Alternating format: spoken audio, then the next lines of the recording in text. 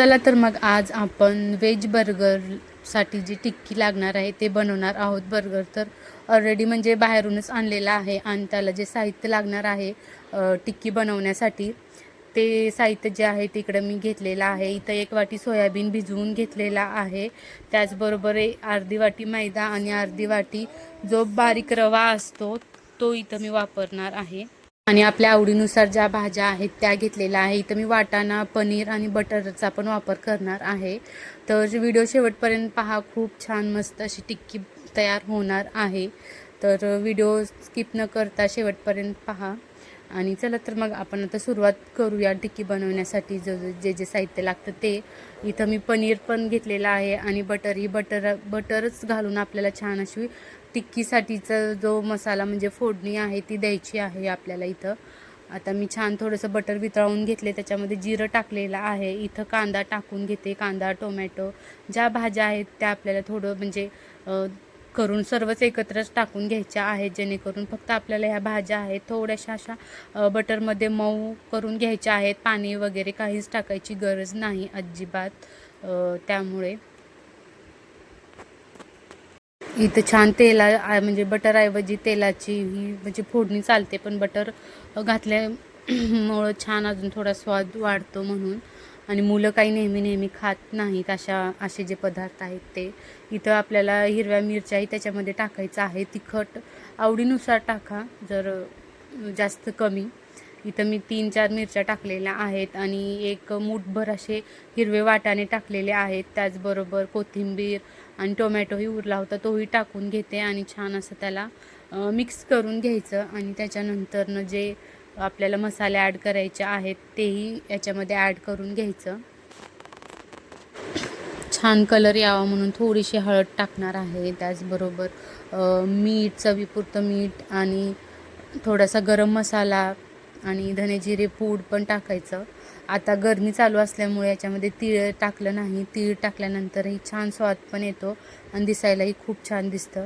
आणि त्यानंतर जे आपले सोयाबीन आपण भिजवून काढलेले होते ते आता तेही ॲड करून याला सर्व एकजीव करून घ्यायचं. मिक्स पूर्ण मसाला हा सर्व भाज्यांना व्यवस्थित लागला पाहिजे असं मिक्स करून वाफवून घ्यायचं. 5 मिनिटच वाफवून घ्यायचं, जास्त वाफवून घ्यायची गरज नाही.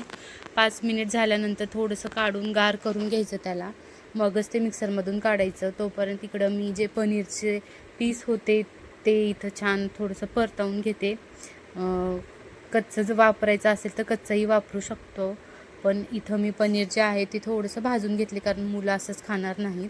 आणि ही ज्या भाज्या होत्या त्या आता गार झालेल्या आहेत, ते मिक्सरमधून काढून घेतलं आणि इथं छान असं बारीक मस्त काढून घेतलेलं आहे, कारण भाज्या अख्खे मुलं असं खायला बघत नाहीत म्हणून. आता त्याच भाज्यांच्या मिश्रणामध्ये अर्धी वाटी बारीक रवा आणि मैदा घालून घ्यायचा आहे.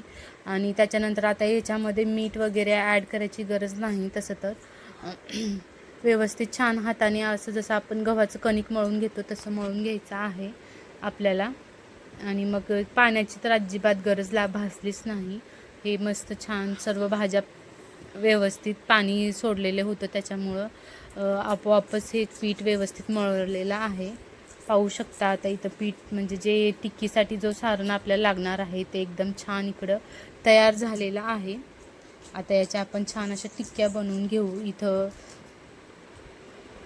मी बनवून घेतलेला आहे, 1-2 बनवून घेतलेला आहे. एकदम आपल्याला कमी तेलामध्ये ह्या टिक्क्या ज्या आहेत त्या व्यवस्थित भाजून घ्यायचा आहे.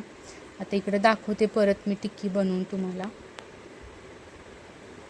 असं गोल मस्त हे करून घ्यायचं आणि तळहाताच्या साहाय्याने बोटाने व्यवस्थित दाबून घ्यायचं तळहातावर.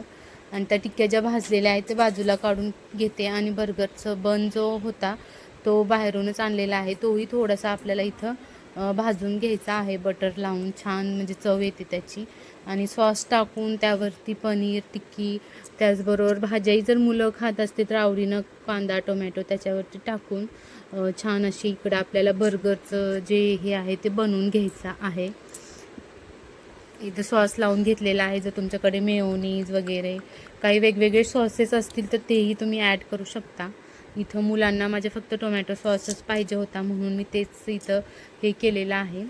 आणि त्याच्यावरती एक माझं काम होतं करून फक्त हे टिक्की पनीरचं बनवून देणं आणि बाकीचं अगोदर सर्व पनीरचा मुलाचंच पीस काम ठेवलेला होतं. आहे. त्याच्यानंतर त्याला जशा बाकीच्या पद्धतीने सर्व जे काही टिक्की म्हणजे आहे स्टेप ते बाय स्टेप भाज्या ठेवायचं. वगैरे ठेवायच्या होत्या त्या प्रकारे त्याने ठेवलं आणि छान असा बर्गरचा जो हे होता तो त्याने तयार केलेला होता.